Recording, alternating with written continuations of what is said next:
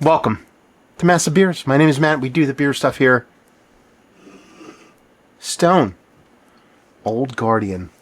It be back. Yeah, this is their Barleywine style ale, 11% alcohol by volume, limited release. Yeah, I saw Stone. Actually, I saw Stone post this basically the same time in one of our group chats for beer tuber friends and such. Someone's like, "It's back," and I was like, "Oh, that's cool. Like, I'd love to review that." So I pop online, and I'm looking at Stone's website right now, and it says availability, Stone locations, and online only. I took that as you can only get it from the brewery or online. So I was like, yeah, it is what it is. Popped into Wegmans, here we are. So yeah, what are we going to do? We're going to review it. It says here, brewed with the best stuff just for you. In the back here it says, Barleywine Style Ale. Rejoice for the return of one of our classic special releases, Stone Old Guardian. The huge maltiness of this beer is only tamed by the equally prodigious addition of hops, creating a rich, slightly sweet, caramel-hued ale balanced with assertive bitterness. Fantastic as it is now, it will evolve into even more glorious brew with age. Tasting notes, caramel, dried fruit, balanced finish. Pairs well with French toast, beef bourguignon, roast turkey, and gravy and apple pie. So Thanksgiving. Stone Brew Company, Old Guardian. Dun dun dun dun dun. Dun and dun. Gold on black with a little touch of red. You have my heart, Stone. I don't remember the last Stone beer I reviewed, but this is going to be pretty fun. I'm like 99% sure I've never reviewed this beer before. I had this beer before. These used to shelf turd up. They used to come in those bomber bottles. They used to shelf turd up like insanity by me. So we used to get really, really old ones and drink them. But I don't know if I've ever had like a relatively fresh one. The date on this sucker says it was packaged at the beginning of October. We're in the middle of November. So as far as an American barley wine goes, it's relatively fresh. And as far as that beer goes, I mean, it's what I remember. It looks like homemade powdered iced tea is what it looks like. Index finger, khaki colored head, nice soapy, kind of fluffy top to it, and that soft, very clear, kind of amber color. Again, looks like pretty much like powdered iced tea. Good nose. I mean, honestly, the nose is very, very light on this. A bit of sweet maltiness, a little bit of creme brulee, kind of burnt brown sugar, caramel. Again, a little bit of hops, a precursor to bittering, a little bit of spiciness, a little bit of tannicness. Nothing too aggressive here. Honestly, this nose is not that big. I expected much, much bigger. I do have a little bit of nasally, nosy stuff going on, but, you know, I reviewed a beer before this one, and I had no problems with that nose, so I'm going to attribute it more to the beer itself than my actual schnoz. Doesn't smell bad by any stretch, but you're talking about it, you know, big American barley wine with copious amounts of, prodigious amount of hops, and then just this big kind of sweetness. I land 11%, not a huge barley wine ABV, but you expect a little bit more on the nose, to be perfectly honest with you. So a little bit of spicy hops, a little bit of sweet, and a burnt brown sugary vibes. Done and done. I'm sure it's going to be quite a bit more aggressive in the taste, so let's just dump into it. Jump into it. Cheers, y'all.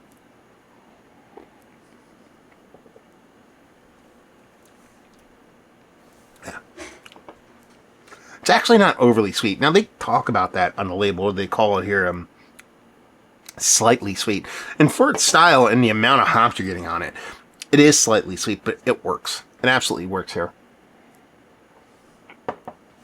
This caramel toffee, burnt brown sugar thing kind of pulling back and forth. Definitely has this kind of stopping short of straight up hard candy sweetness, which I really like. I like my barley wines to have a softer mouthfeel than straight sweet. And this definitely pulls that off here. As far as the viscosity, it's a little bit thinner. Again, the mouthfeel has a slight creaminess to it, but it comes off and finishes a little bit thin. But really, I think that's all attributed to the amount of hops you're getting here. You're getting bombarded with hops on this. Even my lips, almost like I lick the stickiness off my lips, and I think it gets a little bit more bittering in my mouth. That's the amount of hops you're getting on here. Yeah. It is this big, aggressive, Pacific, West Coast hoppiness. I don't know what hops they use in this. They actually, I mean, for me, it's going to, I would guess, I don't see anything right here. We'll scroll up and down, see if we find something, but very much just all the classic C's are on this, Chinook, Cascade, all that kind of stuff. Cascade, Chinook, Delta, and Nugget. That's what they have in it. And it just screams of this just like tannic, aggressive pininess. It doesn't have a big resinous characteristic to it. It's more just piney, tannic tea like and spicy, almost like a spiciness to it. Was Delta originally in that beer? Is Delta a relatively new hop? I don't know. I know Nugget and Cascade and Chinook. For some reason, I'm blanking on Delta. But it does have this really just super aggressive hoppiness. But the cool thing about it is, while that hoppiness does linger, and you tell it's there, it never goes overboard and ultra tips to the one side of the direction.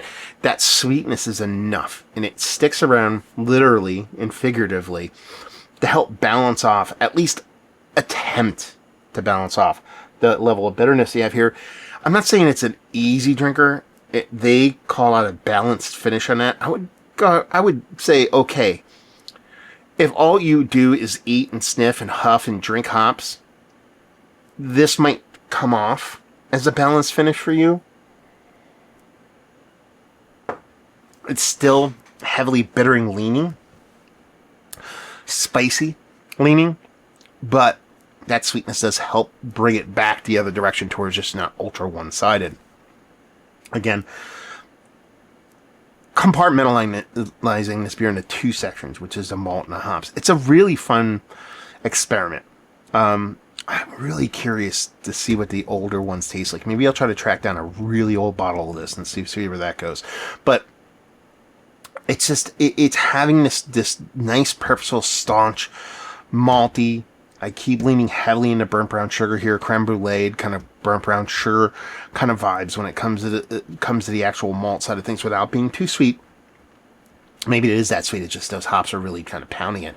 And then having that big, old school hopped, resinous, step it back, piney, because it's not all that resinous, piney, tannic. I keep leaning into tannic. That's the one I want to lean into. Tannic, spicy kind of hoppiness that ends up being somewhere close to semi-balanced towards the end because of how what's the best way to put it? So, beers work together into one cohesive thing. Talking about aged beer, I always talk about this, like all the flavors kind of melded together to where they're one. This is the exact opposite of that beer, but it works.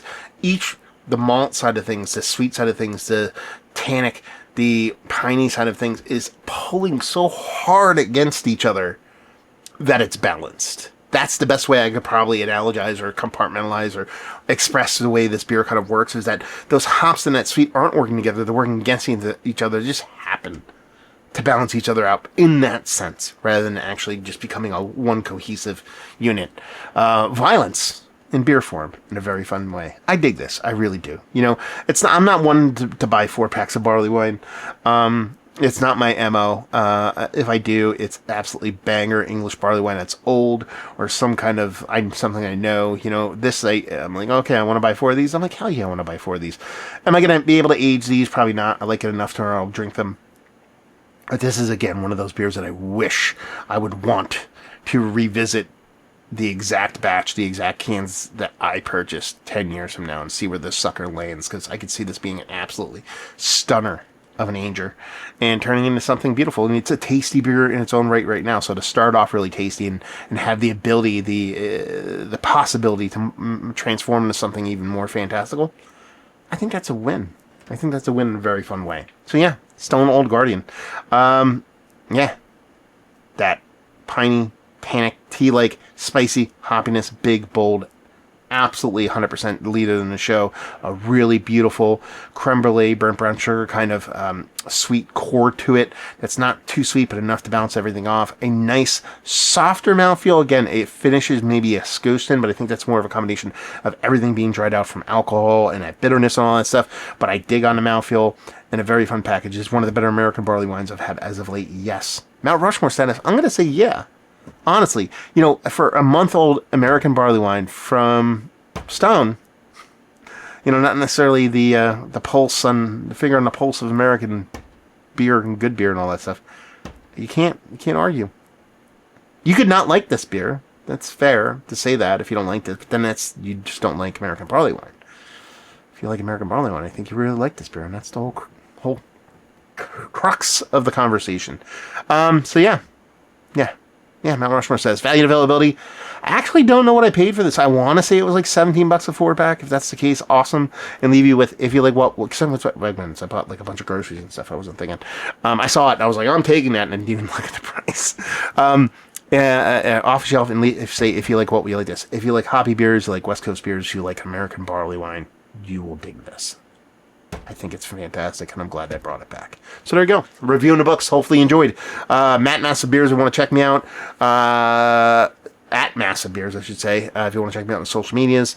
Or just reach out, Matt at massivebeers.com. massivebeers@gmail.com. Stone, have you been to the brewery? Have you had their beers?